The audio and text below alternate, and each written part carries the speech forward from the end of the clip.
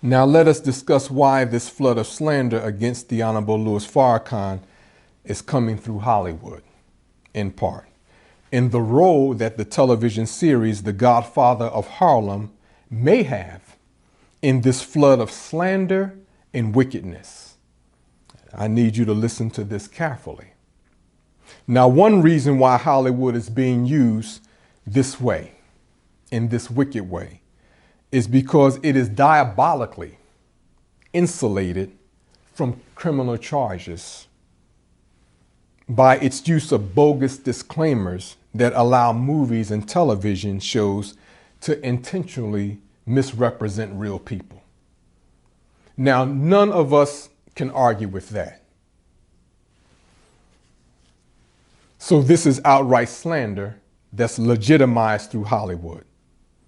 Now, how did this come about? Well, the synagogue of Satan is always planning, always scheming, always in private and secret councils, seeing how it can maneuver when people gain enlightenment, that it can circumvent around that enlightenment for another trick, another form of mischief. Because the objective of the synagogue of Satan is to keep all of us enslaved and used as cannon fodder and peasants and subjects to the few families who represent the synagogue of Satan. Now, some of you know this to be the truth. Well, I'm going to show you how to stand on the truth, or how to stand stronger for those who are already standing. Now, the synagogue of Satan's so-called news media apparatus, and that's what it is, an apparatus, has limitations in both its reach and ability to outright slander people. I'm talking specifically about its news agencies and its newspapers. Now, the Honorable Louis Farrakhan already has a history in dealing with slander from major news publications and outlets. For most of you who don't know, he has a history in dealing with that type of slander. Well, one major confrontation occurred with the New York Post in 1994. Some of you were not even born at that time. So let us review this from an article that appeared in the Associated Press in March 1994, so you could be brought up to date with the Honorable Louis Farrakhan's continuous battle against the slanderous objectives of the synagogue of Satan through its world media and the other apparatuses that it controls. So you won't think that this is something that just popped up. It states in this Associated Press article, Nation of Islam leader Louis Farrakhan filed a $4.4 billion libel lawsuit against the New York Post, which last week quoted Malcolm X's widow as accusing Farrakhan of complicity in her husband's murder. The lawsuit filed Tuesday in Manhattan State Supreme Court said the Post printed Betty Shabazz's false and defamatory statement in a March 12 column by Jack Newfield, headlined, "Widow Pins Malcolm X Murder on Farrakhan."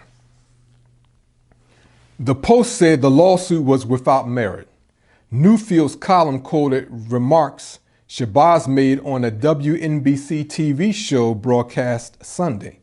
She was asked, "Do you think that Louis Farrakhan had anything to do with the death of your husband?" Malcolm X was assassinated in 1965.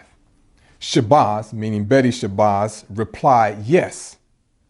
Nobody kept it a secret. It was a badge of honor.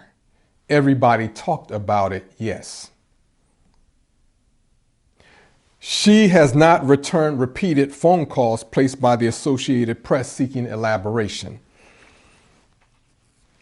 Newfield's column court paper said, "Expose Minister Farrakhan to physical harm and even death by inciting people who believe the statements to kill Farrakhan." In other words, the New York Post, where it was inciting people to kill Minister Farrakhan based on what it said Betty Shabazz said. Now, if you look at it, she never said that Minister Farrakhan murdered her husband.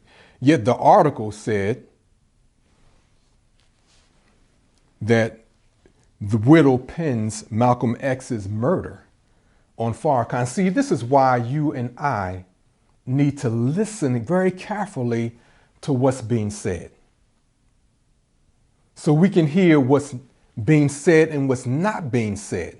So before we react, make sure you read line by line, pull out a thesaurus in a dictionary, and see if this lines up, because we are being tricked through innuendo. We got to show ourselves to be highly intelligent, since the battle is in the sky of our minds. You're dealing with people who use words to trap us. And the trap is clear if we take time and the patience to explore what's actually being said.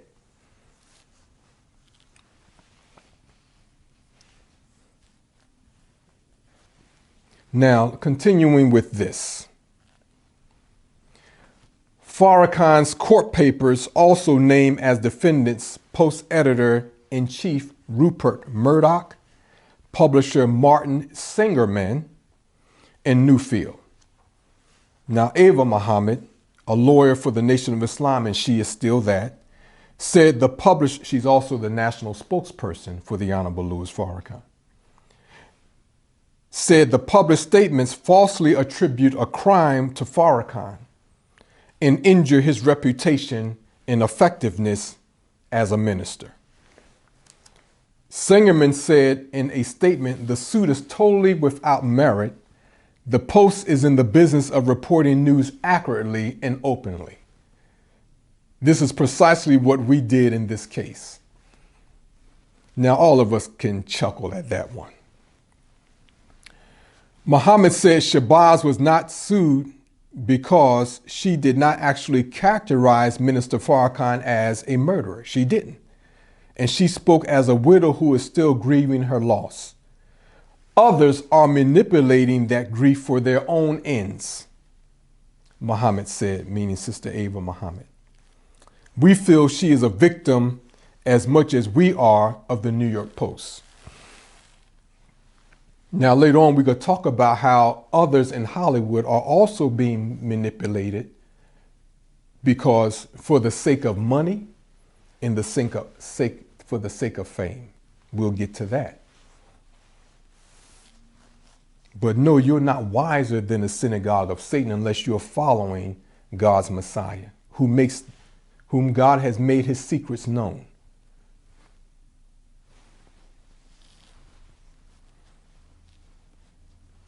Now, of course, libel, of course, is a published false statement that is damaging to a person's reputation. Now, of course, the synagogue of Satan dismissed the Honorable Louis Farrakhan's lawsuit against the New York Post. But these demons got a big whiff of our fortitude to beat back their wickedness. And with the great legal counsel that supports the Honorable Louis Farrakhan today, the satanic families have considered other options of slandering him. In other words, they learned their lesson. So within the last few decades, the synagogue of Satan has established the treacherous precedence and trend of allowing people to be slandered through movies and television shows, even without informing such persons that they are being characterized in these television shows and movies. Now, here's a case in point. In the Lifetime series, Betty and Coretta, I believe I have it right, there's an actor who played the Honorable Louis Farrakhan, where the role that Mary J. Blige played, she stated that I know that man had something to do with my husband's murder. Now, I'm just generally quoting. This is not a fact. I mean, I'm not quoting word by word. I'm just making a point. This gentleman who is in the role of the Honorable Louis Farrakhan, he passes by with so-called other actors portraying to be Muslims, FOI. You know, black actors, you all sometimes are really pathetic. The Honorable Louis Farrakhan didn't even know that this was going on until Sister Ava, again, his national spokesperson, called him about what she saw when she saw the Lifetime movie. So how indecent can you be? Here's a man who's here with us, and you have black actors who know his history, the Million Man March, the Million Family March, his 60-year of going out and advocating freedom, justice, and equality. And you don't even have the decency. Well, you don't have the courage to say no, but you don't even have the decency to inform him about your role. It's just pathetic. But I'm not sure if Allah will excuse you. We can only reason that since you're in your slave master's name, you're going to act like a slave because you still wear his name.